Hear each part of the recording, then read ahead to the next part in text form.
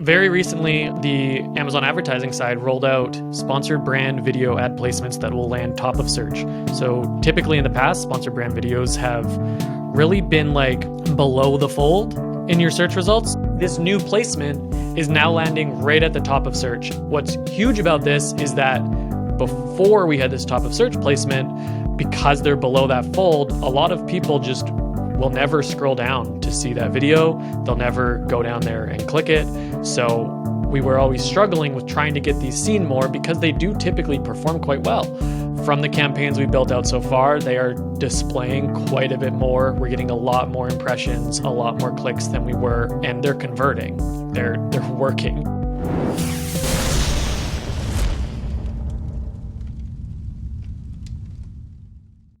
Do you ever listen to the D2C podcast and think, oh man, I wish I could just hang out with these people in Las Vegas for 2 days? Well, good news, D2C listeners, because you can. C-Suite Las Vegas Mastermind is happening March 23rd, 24th in Las Vegas. We're about halfway sold out at the time of this recording with some of just the most interesting brands. We're going to put about 100 brands in a room. We're going to be programming some amazing content with some amazing speakers. We've got all these different interactive networking and relationship building type events. We're even booking a hot LA comedian to come in and do an hour, and they'll probably roast me. You don't want to miss this once-in-a-lifetime opportunity to hang out with the D2C crew, the Pilot House crew, a bunch of our favorite speakers, and all the mentors that we've programmed for you. You don't want to miss it. Go to directtoconsumer.co/events and lock in your ticket while they're still available.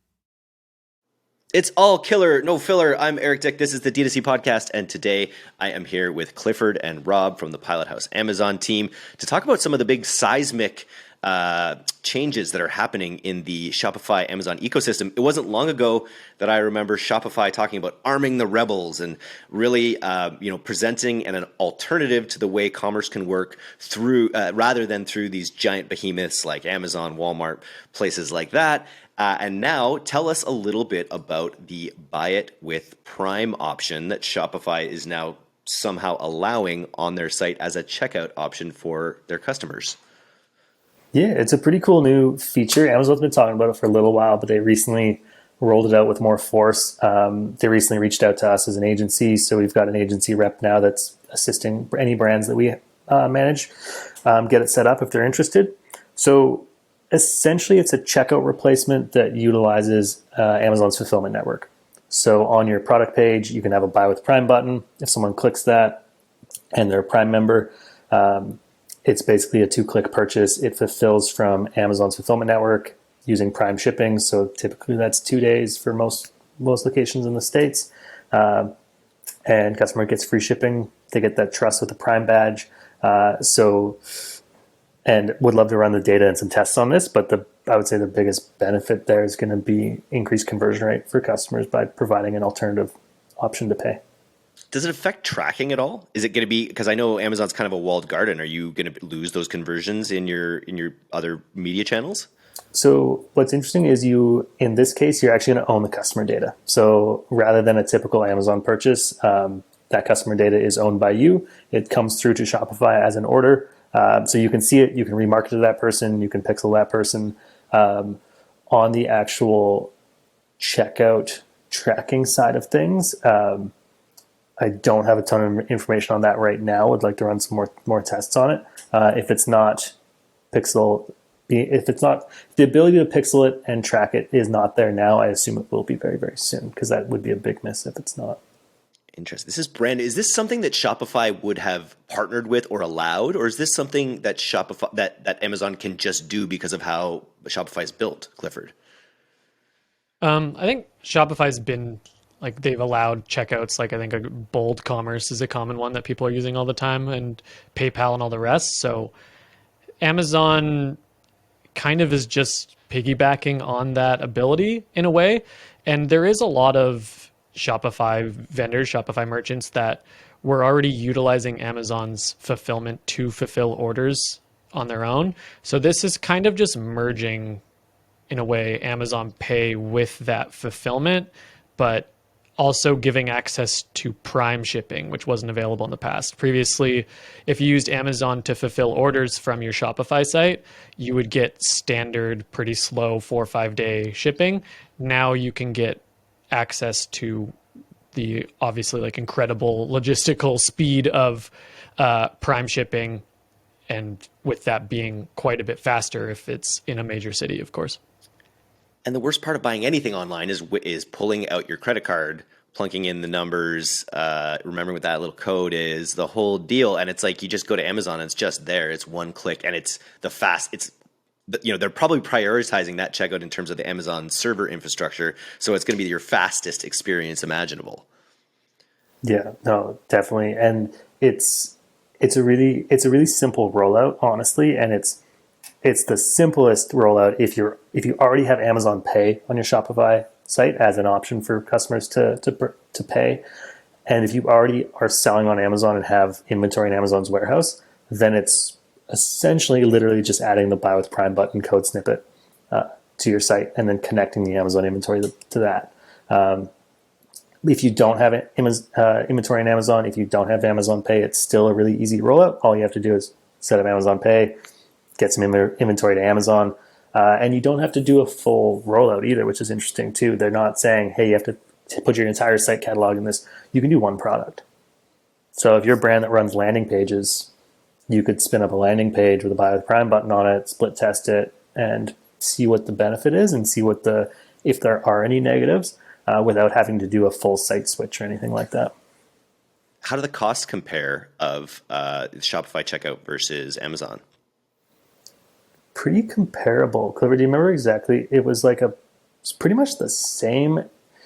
It was very comparable. If I remember correctly, it was very comparable to the base level Shopify plans, and more expensive if you're on like the top level Shopify plans, because they do give you a discount if you're on the higher level plans. But yeah, from an actual transaction, it sounds comparable, and if it's going to really drastically improve your conversion rates, it's definitely something to test. Yeah, and you pay a referral fee to Amazon on the order, and then you pay the FBA fee or the fulfillment fee. But your fulfillment fee is comparable to like a shipping fee because you're going to have to pay to ship your products anyway. So I would say the additional cost is going to be that referral fee. Which, what was the percentage on that again? It was 8 to 15% total, but it was it was a 3% on the referral. Yeah, 8 to 15 would be directly selling on Amazon's website, and that's what they're charging you for having the customer there. But because Buy with Prime is, you're kind of telling Amazon, this is my customer.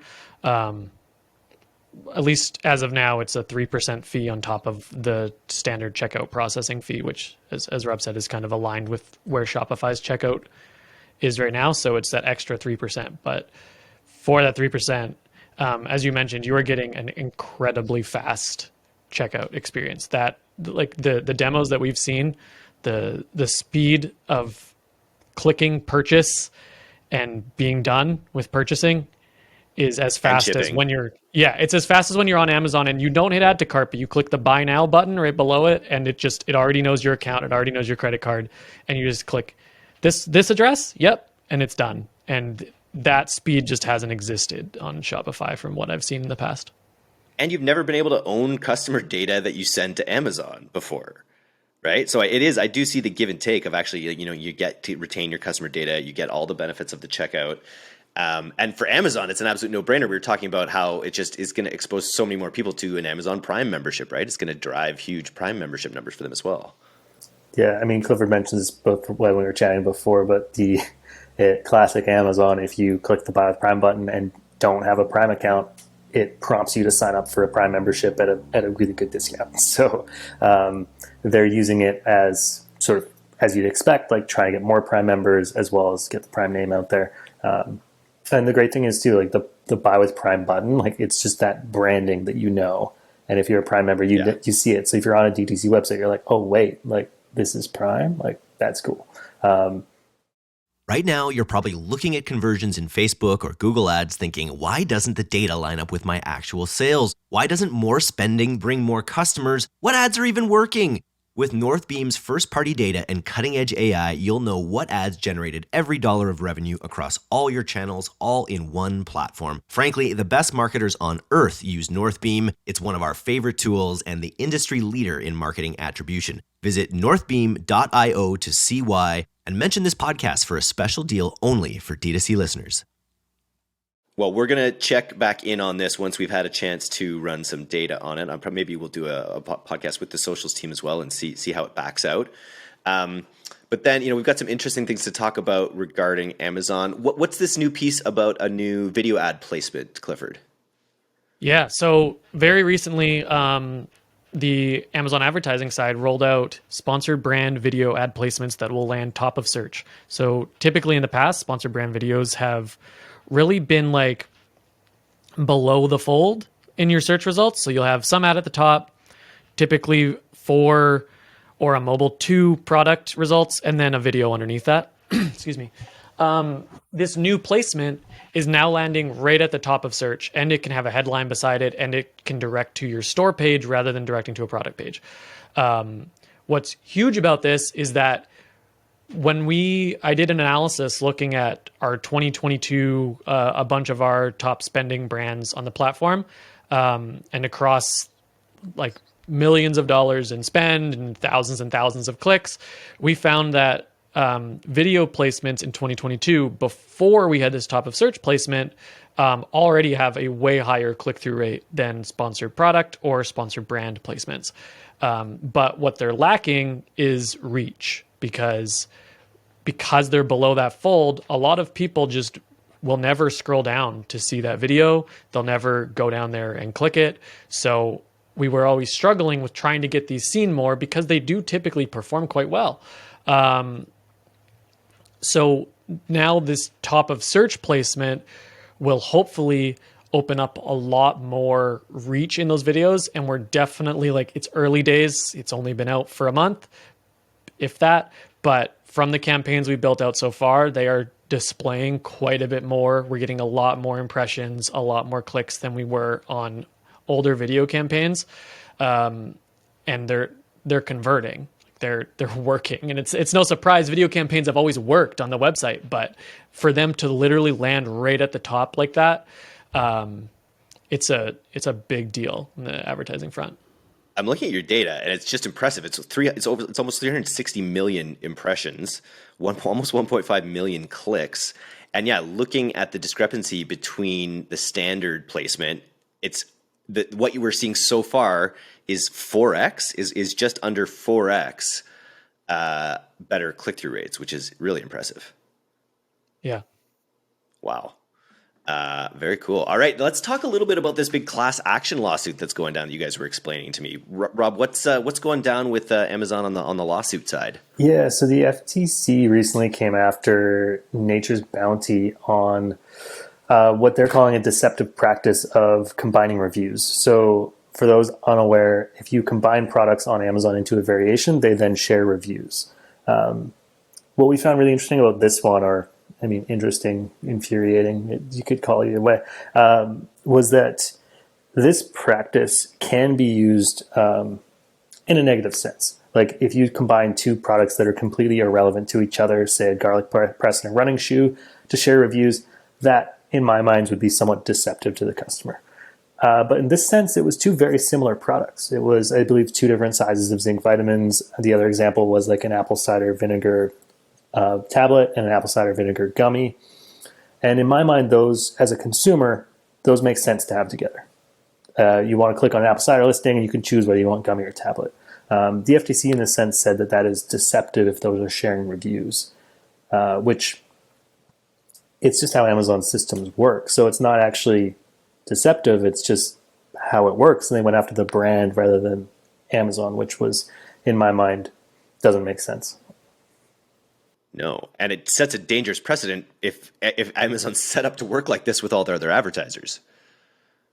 It really does, because there's so many downstream effects, and it's like you're now in a position as a brand that says, well, what do we do? Do we split everything up, which would be terrible for sales, terrible for consumer experience, or do we keep it combined together and see what happens? So, yeah.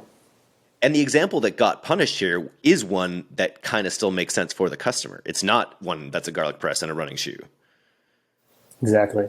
And that's where it gets kind of scary, is like, well, what's the where is this going to go, and what sort of precedent does it set? Because it's everything from like as the founder of Native Deodorant tweeted about it and said like, hey, well, we have different scents that are on the same listing as variations. It's like, well, do we now have to split those up? Like that, there's so many downstream potential impacts that it sets that it's will be interesting to see how it all plays out. Yeah, and to play on that, if you imagine that scenario now when someone searches deodorant and all of Native's deodorants are now split into different listings and not shared under one variation, now Native might be your top 9 results. Currently, if you search deodorant, you'll have, okay, here's the Native one, here's the Gillette one, here's the Old Spice one, or whatever. They're all in their own listing, and when you click into them, you see the different variants. If what this is claiming comes true, if all of this happens and you have to split up your variations, now that customer experience is terrible because one brand will likely own a lot of the search results to just huge keywords. When you search running shoes now, and if this forces all these variations to split up, now maybe all you'll see is Adidas everywhere. You don't see other brands. There's no room for other brands on the platform because they have to be split out because they're technically like different. So I don't, the entire thing is ridiculous. They should have just went after Amazon and told them like, hey, these shouldn't share reviews inside a variation. They could have done that, could have ended there. Instead, to go after an individual brand that's using the platform as it's literally meant to be used is insane. Interesting. What did you see on Amazon's homepage this morning? You brought it up to us and we looked, and it's not there anymore. But what was it you saw on their homepage this morning? Yeah, there was a letter from Amazon's CEO, which is a very ugly way to put it there, by the way. I don't know why they wouldn't just use an actual ad in that placement, but a letter from Amazon CEO that is pushing their new One Medical deal that just closed, where you can now basically get an Amazon Prime membership, but for a doctor. So for the low price of $144 a year, you get access to 24/7 video chat or messaging. I haven't looked into the details of that because I'm sure you can't just talk to a doctor every day for $144 a year, but access to a doctor through video chat. And the biggest, I think, play here is that Amazon is now saying, here's access to a physician. And once you're done with that physician, order your prescription through our pharmacy and get it delivered right to you. So they are now owning the entire healthcare experience from the doctor all the way down to your doorstep. My goodness. I remember when the pandemic came out, Bezos was quoted as saying he wanted to have the world's first fully vaccinated supply chain. So maybe this kind of fits in with that vision of knowing more about people's medical behaviors. Creepy, but it's the future. Love it. And actually, but seriously, I shouldn't say creepy because it could mean a lot better medical care for a lot more people, a lot more access to medical care for a lot more people, which is something that's hugely needed, especially in the States, us Canadians with our free healthcare. Yeah, not free, but let's not get into politics here, guys. We're gonna stay away from that. Jeff Bezos lives in a museum. I saw he just bought a museum. Seems like a good place to live. Any thoughts on that? Bezos being Bezos, it's always fun to keep up with his adventures and see what he's going to do next. What's the stock price doing these days? Is it like, because I know it like. Look, okay, some of us Amazon shareholders have had a little bit of a rough go at it in the last few months. I mean, I took Clifford's advice to buy Amazon stock, and it has just gone down since then. My Shopify stock went up though, so we'll. It's hovering. It's not going anywhere. But yeah, I would like to see it go back to those. It'll be interesting to see if it comes back to those pandemic highs, which would be difficult. I'm just looking at it. Really directly correlates to the pandemic, right? And kind of coming down a little bit, but this is not investing advice. I am long-term bullish on Amazon. Yeah. Yes, none of this is investing advice. No politics, no investing advice. Just all killer, no filler happenings on the Amazon platform. Thanks for coming on today, guys. Yeah, thanks for having us. Thanks, Eric.